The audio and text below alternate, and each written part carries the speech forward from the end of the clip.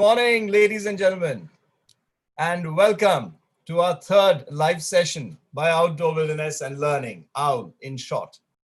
OWL acts as a catalyst to help corporates identify leaders of tomorrow in their organizations. We work with individuals and equip them with specialized training and supplement their knowledge through our effective formula-driven workshops. At OWL, we create the framework to set measurable goals both for an organization as well as individuals.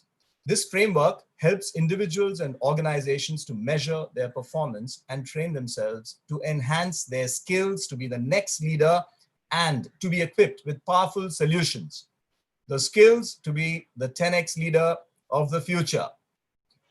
Today, we have with us Mr. Skannd Tyagi, Managing Director of Mould Innovation, who will be speaking to us on the incredible power of 10x thinking, unlocking the mysteries for extraordinary success. Let me tell you a little about Skannd.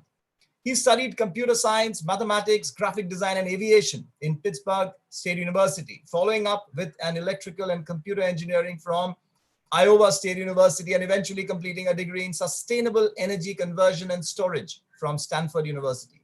He is a serial entrepreneur. His ventures are in the fields of technology, advertising, and training. Among his many enterprises, he has founded E-Info Solutions, Mould Innovation, Digital Chakra. He is also the founder of Starshot Ventures, a virtual incubator for deep technology startups. He's the founder of GCII, the Global Council of Innovation and Industry, a director consultant for Business Networking International, BNI Kolkata. He is also on the governing council of the International Chamber of Business and Industry, ICBI. A two-time TED speaker, he is invited to speak on a variety of subjects by organizations, institutions, and chambers of commerce across the world. Skannd is an avid reader, a private pilot, and also invests his time in independent research, new ideas, and connecting the dots across different absolutely unconnected ideas excites and delights him.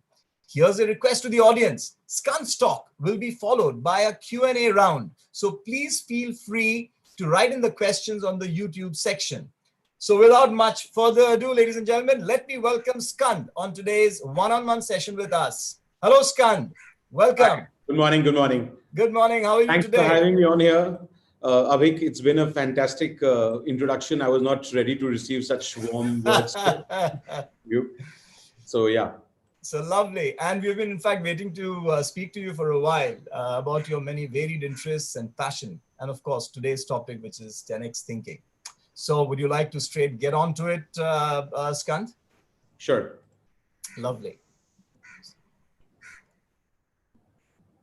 So today's topic is a topic that is really, really close to my heart.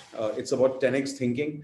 The first time I heard about 10x thinking was when I was actually reading a book about Google. And if most of you might remember, I mean, I do definitely, back in the time when internet was still being run by modems and you could not make a call when you were going online because the phone would get blocked and there used to be that small, slow modem. So that was a time when the search engine of the world was Yahoo. Everybody was searching stuff on yahoo.com. And I remember it used to take up to 30 seconds for the search results to load. If you remember that time. Seems like an eternity ago. So what Google did and why 10x thinking became the mantra now across the world for any sort of innovation or any sort of development is that Google actually brought down the time of search results showing up from 30 seconds to 3 seconds, a straightaway 10x improvement. And it absolutely changed the world of how information technology and it actually created what is now known as the information economy. Everything now is happening because of that 10x, that 10x shift, that entire 10x progress that was made by Google in that particular technology.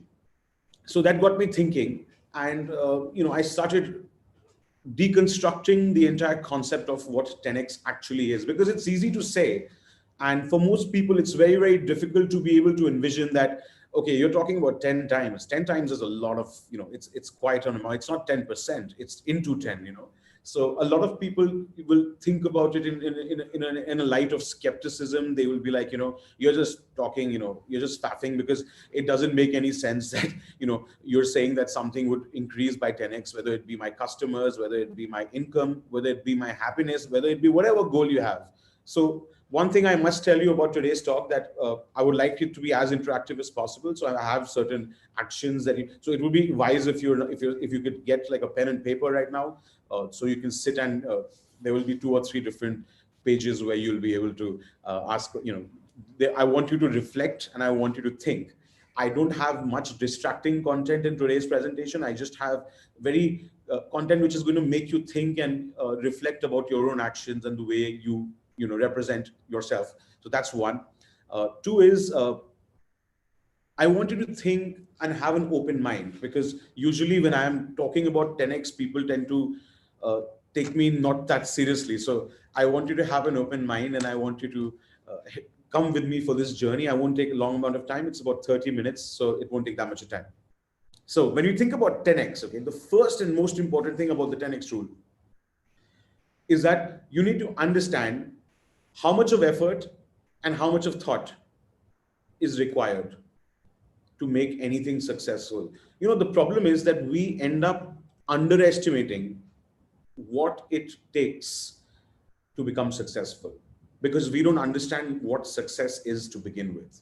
It's very important to prime your brains of thinking and prime your brains of understanding what success truly means and what 10x thinking truly means. So success, the biggest problem with success is that when we set our goals, we have these 4 cardinal sins, and this is not true for just you or me. This is true for everybody on this planet, including the people who've been ultra successful in the world. This has always been true for them, that they, number one, miss target. By miss targeting, I mean that they think that their goal is A, but their goal is actually X or Y or Z. They are not understanding their own potential, and they end up mistargeting. And usually, in fact, more often than not, you will find that people tend to aim for much less than what they are capable of achieving in their life, whether it be any sort of goal, not necessarily monetary, not necessarily work related, career related, even happiness related. All of it. We end up under targeting. We severely underestimate what we can achieve and where we can go. The third thing is spending too much of time in competing. So the problem with success, and especially I've noticed a lot of this in India, is that we feel that when somebody else is succeeding, we want, it's like an either or situation. It's like, oh my God, that person has become successful, so I've lost out. You have that sense of competition where you feel, it's like a race, and that that person's come first, I've come second. That's a non-10x mindset. That's like a -1x mindset, because the fact is that you don't need to compete with anybody. You need to put in 10x the amount of actions and efforts to dominate whatever it is that you endeavor for. That is where 10x thinking truly begins. Are you willing to put in 10 times the amount of work? Are you willing to put in 10 times the amount of sacrifice? Are you willing to go through 10 times the amount of hardships to reach somewhere? That is the main question. So instead of competing, you start thinking of dominating. I don't want to be one of the many players in this market. I want to be the only player in this market. There's a difference. This is 10x thinking. You don't compete, you dominate. Another problem is that we underestimate the amount of adversity that is needed to overcome any goal or any endeavor that we have. I personally am guilty of this. I always tend to underestimate how much of hard work is going to be required to achieve this. And this is a common problem with everybody. We make goals, we theoretically think, this will happen, that will happen, I'll reach from here to here, this is what I'll achieve, that is what I'll achieve. But when you think about it, you realize that, all that is fine. Theoretically, it makes sense. But have you factored in the amount of hardship that you're going to have on the way? Have you factored in the amount of, do you have enough backups for all the issues that are going to occur when you set out to this unbelievable and unthought of target? That is something we need to keep in mind. So these are the 4 sins of goal setting. The most important thing is that we think that success is just reaching somewhere in some cases, and there's another chain of thought which says that success is a journey, not a destination. Now these are the two, it's very binary, it's very 0 and 1. Half the world, or maybe the world, is divided in the opinion that success is when you reach somewhere. The other half of the world is, no, success is a journey. But what people are not understanding, and I've noticed this again and again, and I read a lot of biographies of a lot of successful people, is that their success is self-perpetuating, which means that they create an ecosystem of success. They don't think of success as a journey or a destination. For them, success is like a duty. It's like breathing. If you want to create 10x, you want to 10x your life, you want to live a 10x life, you need to start thinking of success and the definition of success in a very, very different way. You have to start thinking that neither is it a journey, neither is it a destination. It is an unending loop which continues across your life, just like you breathe. When you're breathing, right? You're taking in oxygen, you're taking out carbon dioxide. There's all these cycles of blood that are going through your heart, which is purifying your blood. So it's a cycle. You're breathing in and you're breathing out. Again, you're breathing in and again you're breathing out. Okay. If I tell you that breathing is a journey and not a destination, I think you're going to start laughing, right? Similarly, if I tell you that breathing, is not something, that you should always think, it's not something that you need to think about as, don't take it too seriously. Of course, I have to take breathing seriously. I mean, we're sitting in the lockdown right now. People are taking breathing seriously. That's why we're sitting in the lockdown right now, right? So breathing is something that happens in your body involuntarily.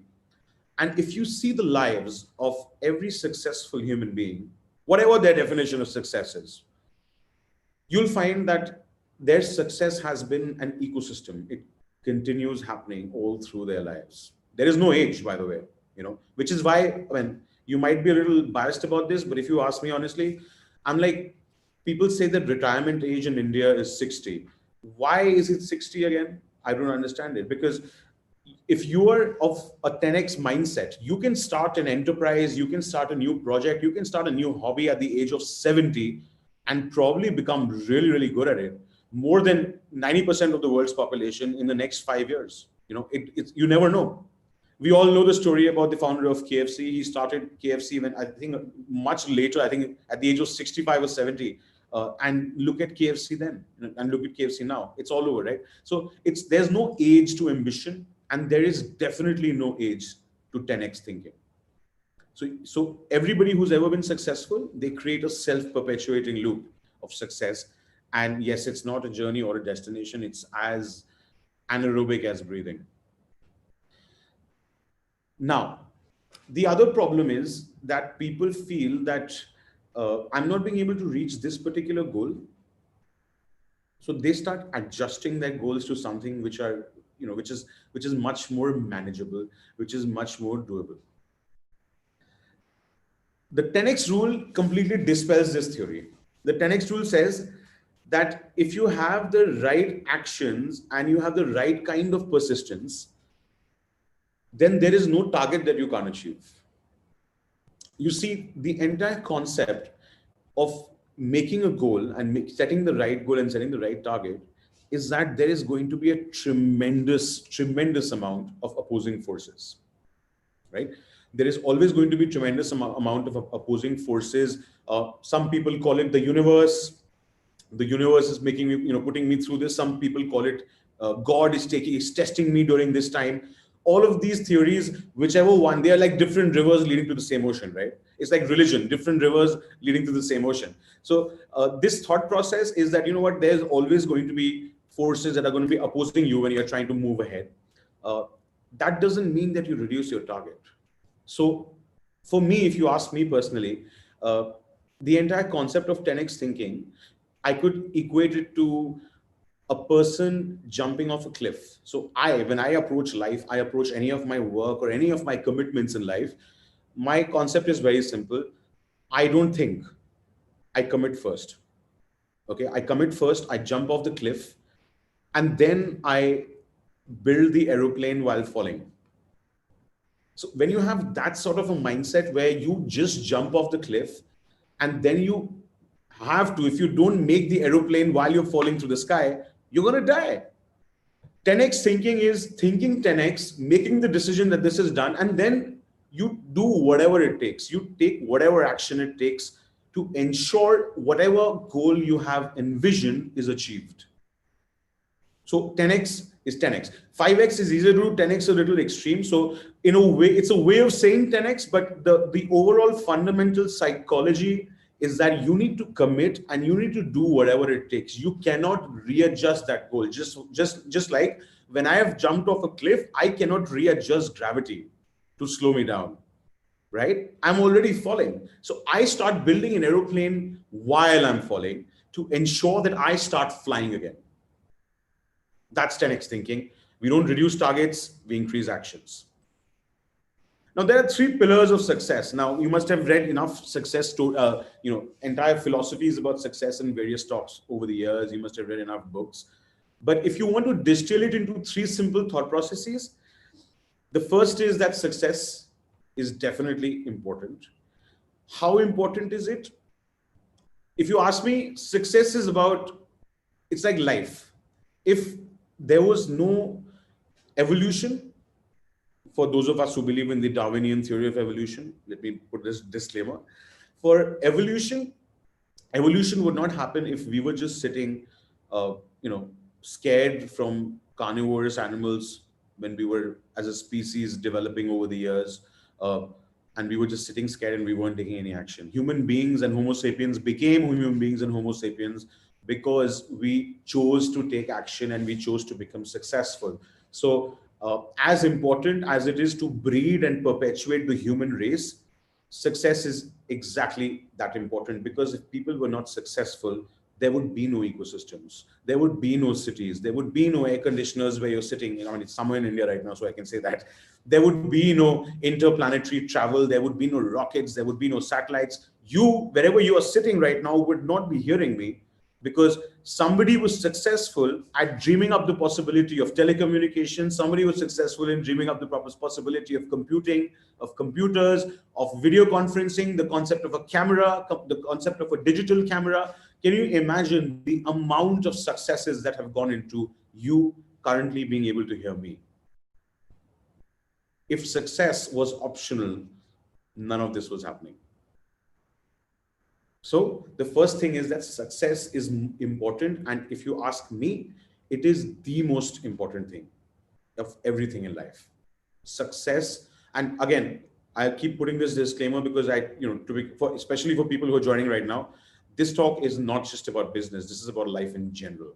So if you have a parameter set for success in your personal relationships, be it. If you have a parameter set of success in your health, be it. Travel, be it. Whatever it is, you need to be successful. It should be second nature. It is not an option. It is second nature. That is 10x thinking. The second is success is your duty. Now, this is interesting. Why would I say success is your duty? I would say success is your duty because if you see the human civilization, if you see how human civilization is constructed, the success of any one individual creates an ecosystem of growth for the entire civilization. Okay. The entire concept of nature is that nature is very, very good at replicability. Yesterday, I was watching this interesting video. It was a documentary on dolphins, on how dolphins have been observing how humans come and they take these huge nets and they fish and they take a bunch of fish with them. Dolphins in the Pacific have started doing this. They find these shells, at the bottom of the ocean floor. They take these shells and they put it in their mouth and they swim up, towards the top of the ocean. And when they swim up, the shell gets filled with small fish. And then the dolphin just whips it out like this and it takes all the fish in. And it's unbelievable that the dolphin is such an intelligent and beautiful animal, right? Such a beautiful creature. And when you see that they are also learning from the way humans are operating, it just shows that your success and the actions that you undertake are so important that not only your species, but even other species learn from you. How important is that? Now, if they were not seeing humans do this, the dolphins also would probably were reaching a point of starvation, but they are not. It's survival of the fittest. Survival of the fittest usually happens when we, try to emulate other successful people. So success is your duty to society and the people who hold you up in regard, for people who are around you, for people who are younger than you. The issue with this recent passing of a very young actor in Bollywood is that he came from a place uh, where it was unthought of that he would make it big in Bollywood. He was coming from that sort of a place. So the entire depression that has taken over this entire country, and the sad and the loss that is being felt, is because when you see somebody become that successful, you also inspire hundreds and millions of people. You know what? It's possible. Ye ho sakta hai. It's possible.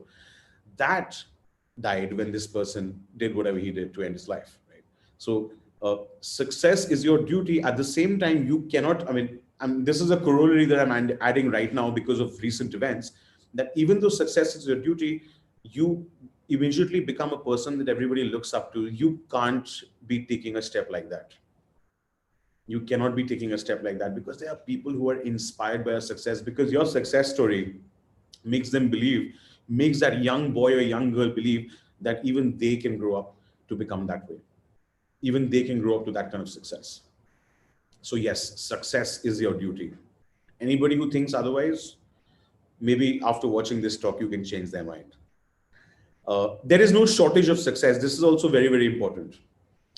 People think, in one particular field, this person has become successful, and now it's now there's no point in getting into this particular field, or this we had already planned, this was somebody else has done. There's no point in doing it. We already did it. No, success is something which is an overall positive contribution and validation to all the people, definitely, but there is no shortage of it.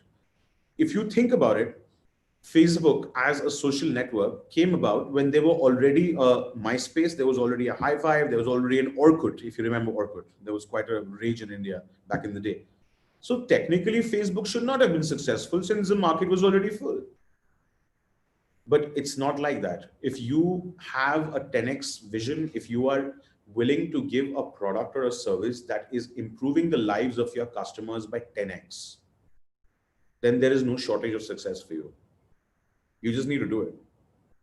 You need to take that leap, build the airplane while you're falling, and you're set.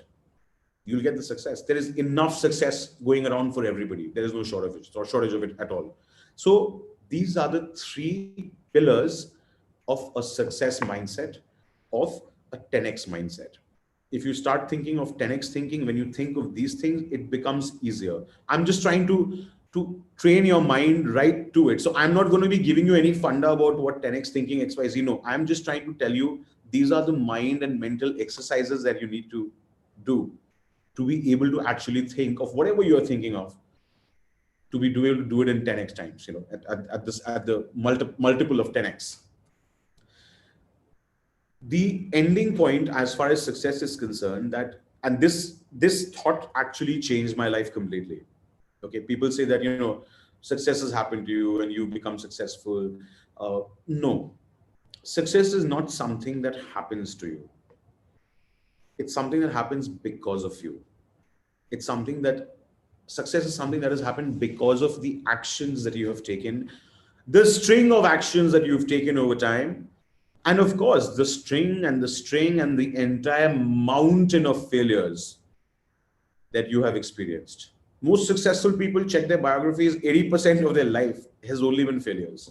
80 to 90% of their life. Their life has been from failure to failure. Success and their names coming into history books has been just maybe 10 to 12 times in their entire lifetime that they have had that one peak. That one peak has been higher than all the other peaks around them. Apart from that, it's just been valleys, only valleys, unending valleys. They haven't given up. Why? Because their thought process was not based around failure. Their thought process was based around 10x thinking. They said, you know what? Goal's been made. This I need to do. whatever it takes. No matter how much of failure I go through, this has to be done. Change in mindset. Success doesn't happen to you, it happens because of you. It happens when you are very calmly and coolly gliding through those valleys of lows and troughs of lows to finally reach the peak. You have to glide through them. You can't let those valleys, kill you or make your enthusiasm die down or dampen your spirits. That's not cool. 10x action. Now, there is a victim poem, if you see around the world, anybody who plays the victim, or maybe you could say people who are failing, this is a poem, and I call it a poem because these are the same sentences that you will hear whether you are sitting in India or you're sitting in the UK or you're sitting in the US or you're sitting in Germany or you're sitting in Tokyo, anywhere in the world, wherever you go, in Japan, in China, everybody is going to be using these 4 sentences in whatever language that they have locally or in whatever parlance they want to have. The first thing is, bad things happen to me. Second thing, bad things happen often. Third thing, I'm always involved. Whenever something bad is happening, somehow I always end up in this situation. And fourth, someone or something is always to blame. The entire universe is responsible for anybody's failure apart from that particular person. And this is known as a victim. You know people who are like this. You have been this person. I know I have been this person. I know I am still this person. I'm still this person. I still will say at least one of these 4 sentences. So for me as well, this entire 10x thinking philosophy, for me, it's also a path moving forward, right? So even I am on the same journey as you are of transforming myself into that 10x thinking, where I stop using the victim's poem and start the winners or the 10x thinkers affirmation that nothing happens to me.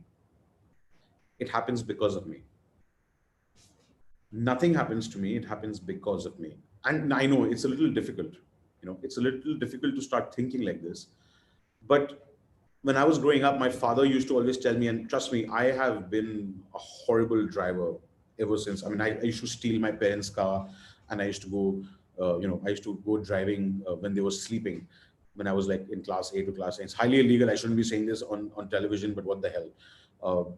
Yes, it was a strange experience learning how to drive because I loved it. But at the same time, I've just had so many close calls, so many close calls. So my father, when he finally found out that I know how to drive, and I've been driving secretly till I got my license, he used to always tell me, and he still does, that if you get into a road accident, it is never anybody else's fault. Even if somebody's rear-ended you, it has happened, and this might sound really crazy, but if somebody's rear-ended you, is because you did not leave your home on time, and you did not do this action that day on time, and all of these things, all of these small equations led to that one defining moment that somebody came and he rear-ended their car behind your car. So this is a very interesting philosophy because, now when I take this concept and I multiply this throughout my life in every aspect of field, I realize that whenever I have been successful, there have been times when I have been extremely successful, massively successful. It is usually a string of actions that lead to that particular moment. And it extends both ways. So when I'm talking about failure, there are a string of actions that lead to failure. If you start thinking of failure in that sort of a way, that, it's not happening to me, it's happening because of me, it gives you a very, very different kind of coping mechanism when it comes to failure. That, yes, I've taken some actions, or most importantly, I have taken some inaction. I have not acted multiple times in, a string of different circumstances that has led me to this point of failure. Immediately you get out of the loser mindset and you start assuming control of your environment and your surroundings.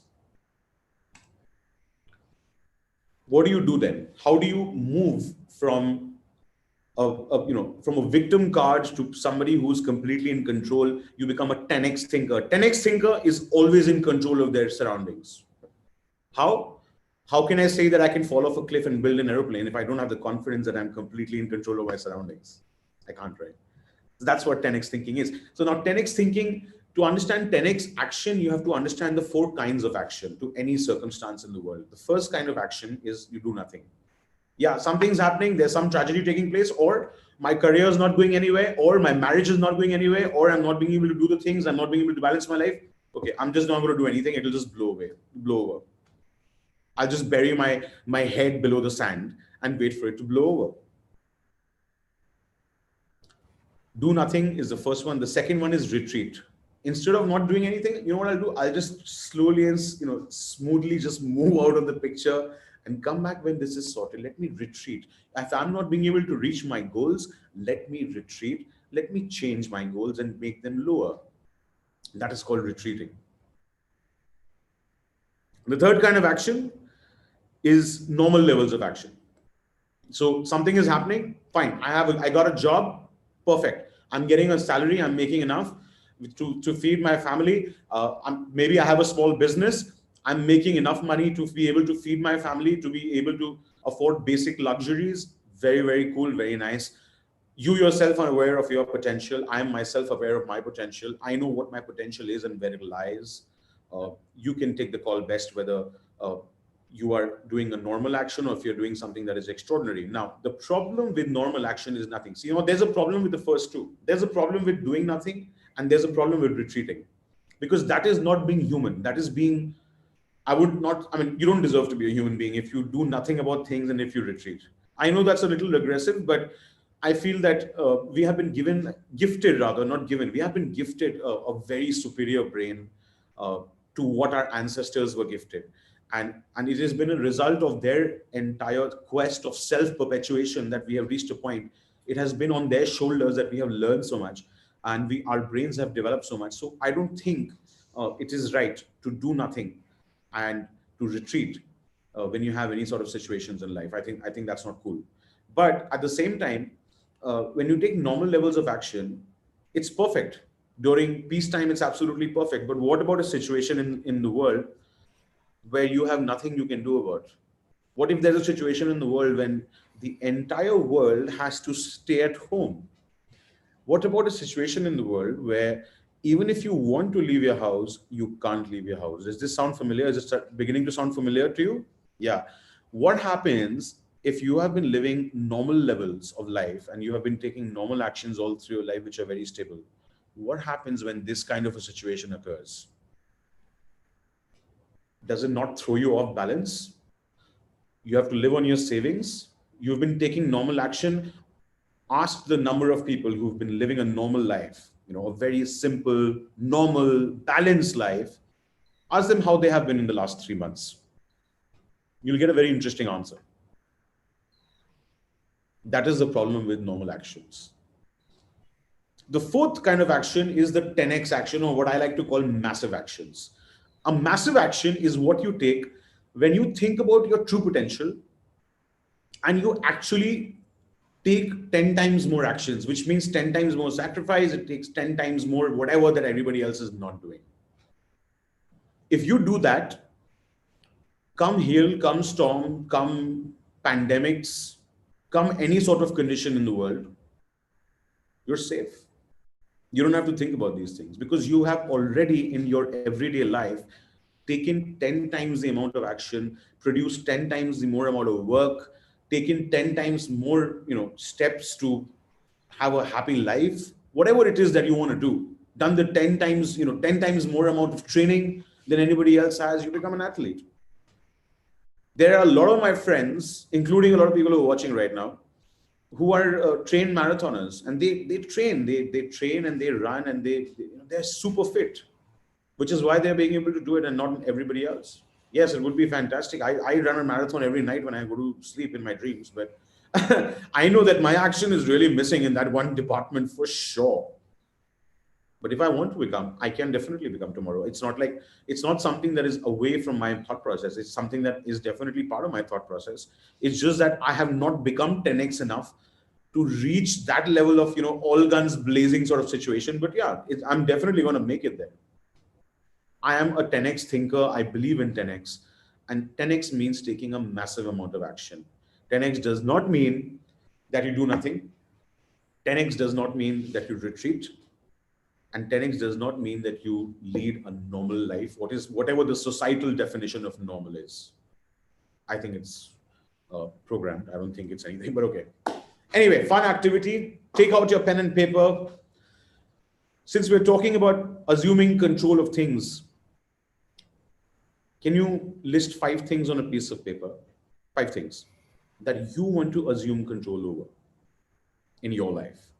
For instance, in my case, definitely my health, definitely becoming fit, being healthy. That's definitely one of the things in the 5 things that I want to assume control over. What are the 5 things that you want to assume control over? There is no right or wrong answer here. Take out a piece of paper, write this down. I'll give you a minute or 2 if you require it. Why? Because I don't think you've thought about this, even though you've been sitting at home for the past 3 months. I don't think you've asked yourself this question. Have you? I doubt it. I can't see audience reaction, but I'm pretty sure. I don't think anybody has thought of these things in this particular context. What are the 5 things in your life that you want to assume control over? I'm not saying 5 things you want to change. I'm not saying 5 things you want to make better in your life. No. What are the 5 things that you want to assume control over, which means you control every aspect of it?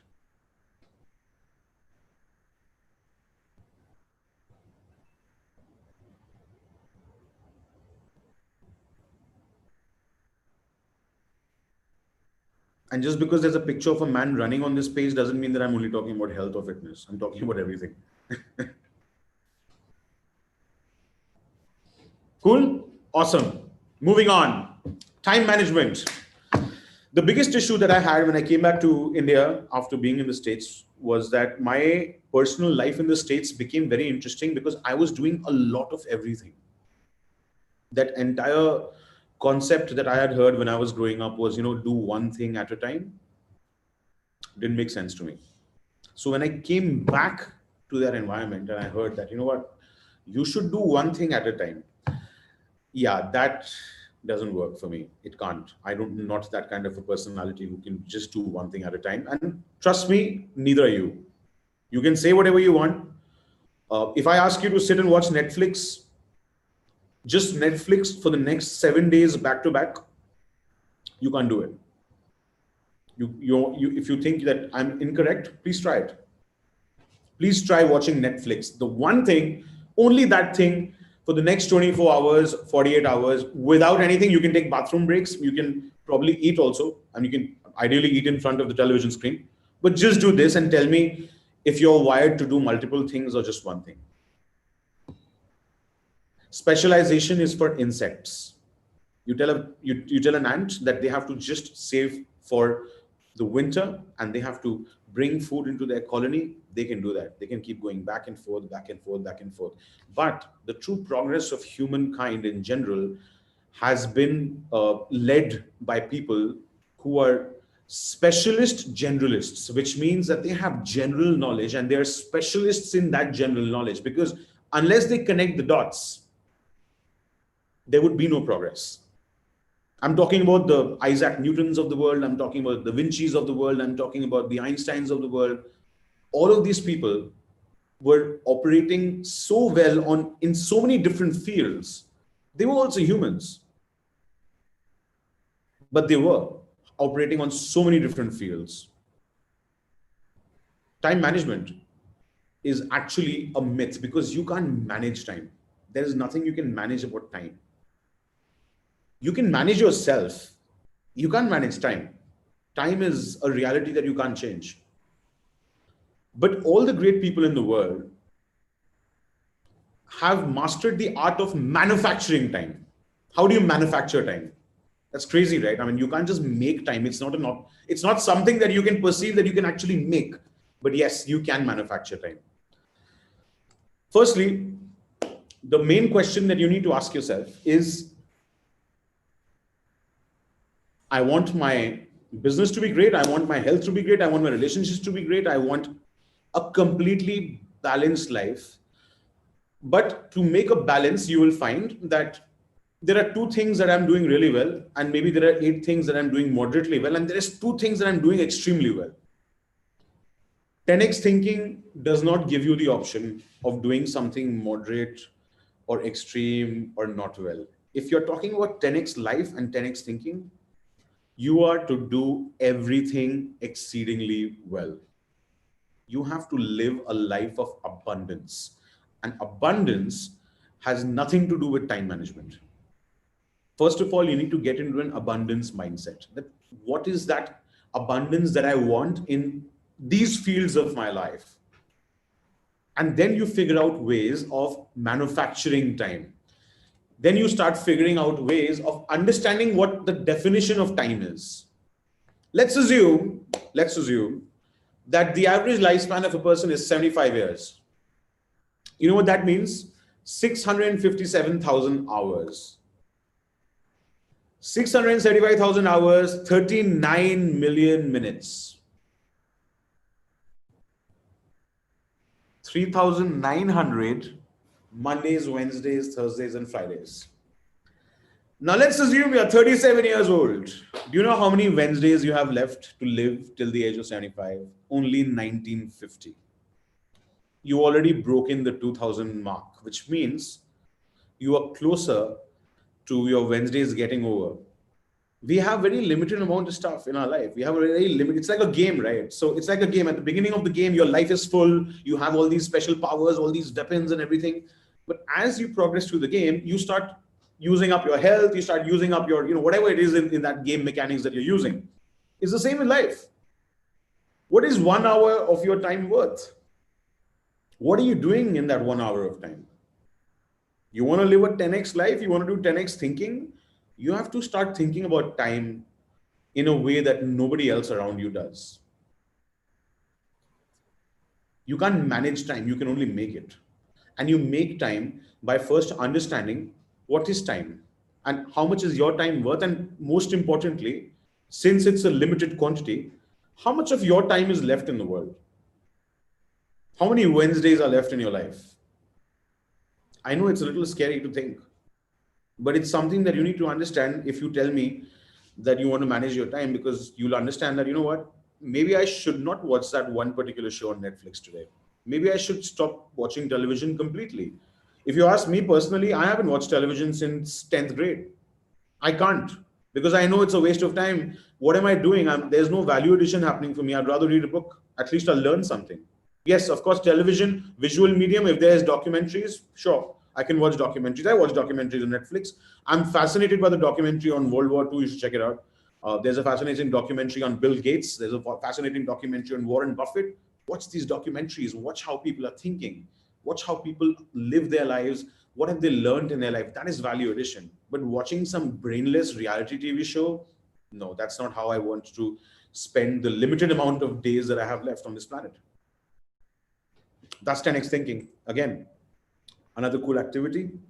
What are some of your own time wasters?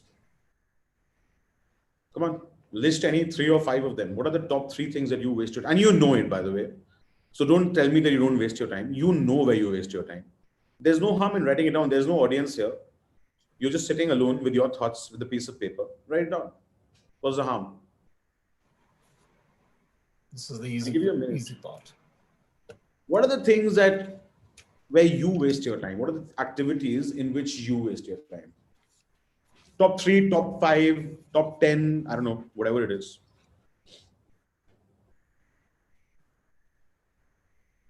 There's nothing that's going to come out of these notes, by the way, but it is my hope that when this talk is over, and then later in the evening, when you come back to wherever you're sitting right now and you leave that note, and when you look at that note again, before you go to sleep, my hope is that you will think about these things and perhaps understand what a 10x life or what a 10x thought process should be. Customer satisfaction. Now, this is where it's getting a little about business and work, but I felt that might as well. Why not? The biggest issue with businesses and people is that they feel that our majority of our time should be spent on customer satisfaction of customers whom we have already made. Cool? Cool. Here's the problem. My definition of customer satisfaction is actually non-customer satisfaction. Non-customer satisfaction is people who are dissatisfied because they do not have what I'm willing to offer. So they don't even know that they are unhappy. If they know that I exist, if they know that I'm selling whatever product I'm selling, then they would be satisfied by taking my services and product. But they don't even know I exist. So the biggest issue with business and the biggest issue with business goals is that we don't think on lines key, you know what, I need to get as many customers as I can. No, we are very, very worried about our current customers. Now, it's very cool, okay? You can totally be worried about your current customers, not an issue at all. But all the great companies in the world have first acquired a tremendous amount of customers, and then they have altered and made their services or product better as time has progressed. Do you think Google provides the best customer experience or service? I don't think so. You have an issue with Google right now, try getting in touch with them. There's no numbers available anywhere on the internet. The search engine which gives you the world's numbers doesn't have its own number. Everything is automated. There is no human interaction. There's no human layer in Google. Isn't that ironic? Isn't that food for thought? It was food for thought for me when I was making this slide. I was like, damn, that's crazy. You can't call anybody on Google. You can send them emails and hope for a reply, but that's it. So yeah. But today, if you want to search something on the internet, what is the first thing that you do? Anybody tells you some information, what is the first thing that you do? You open Google. So they have acquired the entire planet in a way as customers. Now, whether Google search is working bad or good, whether Google pages are not loading on a particular day, yes, it might really, really irritate you that particular day. You're still Google's customer, aren't you? So that is the quirks that they can figure out as and when they move ahead. So today, if you have X amount of customers, think of this as an experiment, okay? You forget about your current customer satisfaction. You forget about your current customer's experience. Of course, that's important. If you're thinking about 10x, if you're thinking about giving somebody 10x the amount of value that nobody else is giving, automatically you will take care of things which are the quality of your product, the quality of your service, whatever it be.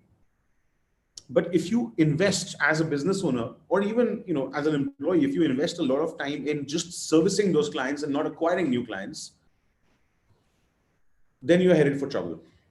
You will not head to 10x. You will be in the third category of actions, which is basically, living a comfortable life. That's it. Balance. If you want to reach 10x, if you have 5 customers today or 500 customers today, into 10 tomorrow. That's what you need to be thinking. Get the customers first, figure out everything else later. All these great companies have done it. Think of Apple. Why do you think the entire world is using Microsoft products right now? Because Apple has always been obsessed with quality and to be able to sell to a certain kind of person. Apple products are, even today, absolutely magnificent products. You have to agree. You check out an Apple laptop, you want to buy it. The experience of Apple products is still extremely, extremely, noteworthy, significantly better than any other competition. But Windows still has about 90% of the world's market share. We know about Windows. We understand. Windows has the blue screen of death. Computers hang in Windows. Internet Explorer is a disaster, to say the least. Windows has so many minus points. Why is it that you're still using Windows? Have you ever thought of that? Windows had this thought process. You know what? Let's go for market domination. Let us get the maximum amount of market share in the market first, and we'll figure out the quirks later. There have been horrible operating systems that Windows has launched. We haven't liked them, but we still use them. That is the definition between an Apple and a Windows. Now, Apple has started to understand this mentality of getting as many customers as you can, which is why if you are listening to MP3 music right now anywhere across the world, and if you're talking about MP3 players, when the iPod was launched, the entire market share of the iPod, of all the MP3 players, if the entire market was say 100, Apple had about 70% market share. because they learned from their mistake with the PCs and the Mac battle, that they lost out on market share. And even though they have an insanely great product, they don't have enough market share, not enough people are using it. So now Apple's entire strategy is to create products, and now most of their revenue is coming from products that the masses purchase, whether it be the iPhone, whether it be iPads, whether it be any of Apple products. They're more mass products. Not as many people will buy the laptops as much they will buy the phones. So customer satisfaction is always lesser than a customer acquisition if you want to create and scale up your business by 10 times. Stop focusing that much on customer satisfaction for now. Focus more on customer acquisition. The larger you have a customer base, people are still going to be, dissatisfied with your services. It's not like you can remove them. I mean, think of organized religion. Okay, we pray to God, but half the times we're pissed off with Him. Half the times we're complaining to God. So it's the same thing. Even God is not good with customer service, and you can't be. So acquire as many as you can, acquire as many followers as you can. Customer service will take care of itself. 10x life, and this is the last slide, or rather the second last slide, because I know it's getting a little long. I can go on and on about this, but I think I've overshot my time by about 10 minutes. So 10x thinking, 10x actions is equal to a 10x life. And that's it. Avik.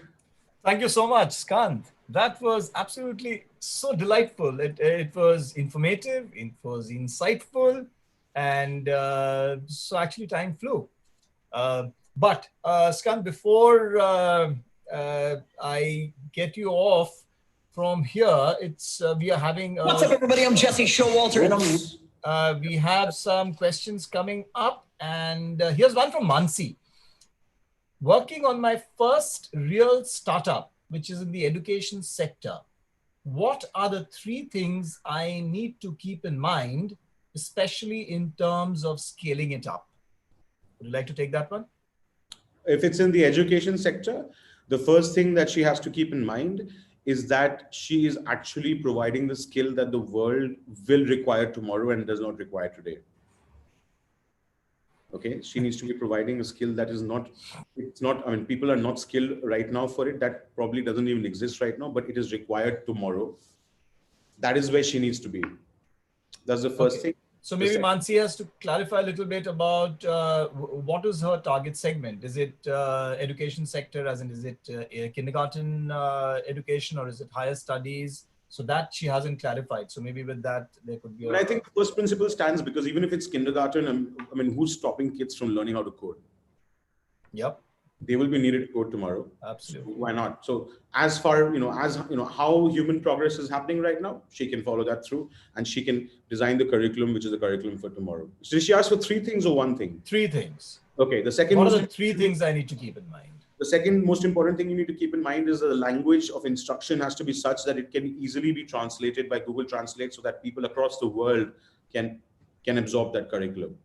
Yeah, so true. It doesn't really have to be very India-centric. Now, in the virtual world, you could be exporting your the product to any place in the world. Absolutely. So scalability is the second. Okay, so Mansi says it's higher studies, skills for the world. Yeah, so that's what it is. And third thing, so you've got 2 there. So is there anything else you would like to? The third thing is that you need to collaborate with as many people as possible, because you're living in a digital world. So the more collaboration and the more you try to get the thought leaders of that particular field on board, the more value you'll be creating for your audience. Okay. Thank you, Skannd. Now, here's the other one. How important is persistence and determination as compared to having a great idea, a genius of an idea for being successful? So if genius of an idea, if you were to think of an iceberg, the genius of the idea or the genius idea is the top of the iceberg, and persistence and determination is the bottom of the iceberg. So if you haven't envisioned an iceberg, you probably want to go to the internet and check out the visual. So what you're saying is that an idea, it's important, but it's not everything at all. It can be an average idea, but if executed brilliantly, that's you can have a business. Yes, my personal belief is that any new idea that people get in the world, people get it, about 15 to 20 people get the same idea at the same time. Okay, out of those 15 and 20 people, the one person who actually does justice, puts in that 10x action and executes it in a 10x way is the one who wins. True. Okay, so here's the next one. What role does faith play when it comes to success? Okay, coming back to my earlier example, only a mad person would jump off the cliff, right?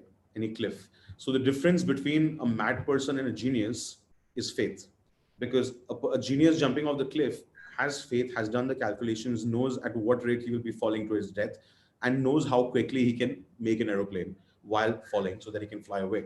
That's genius. Mad person will do all of that without any faith in his abilities or his intelligence. He will just randomly go and fall to his death. So the difference between madness and genius is faith.